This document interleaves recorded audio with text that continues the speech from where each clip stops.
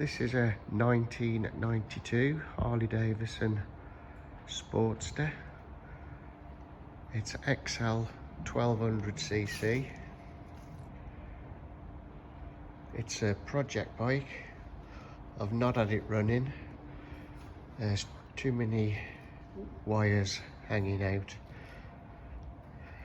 for me to get running. So selling it as a non-runner. It does turn over. The gears select.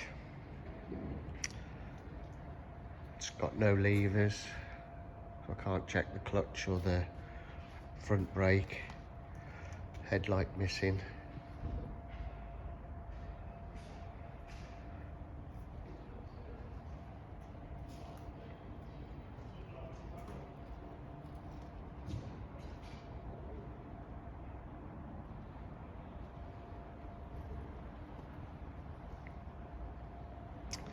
So it's a nice little project for someone. The tank looks clean inside.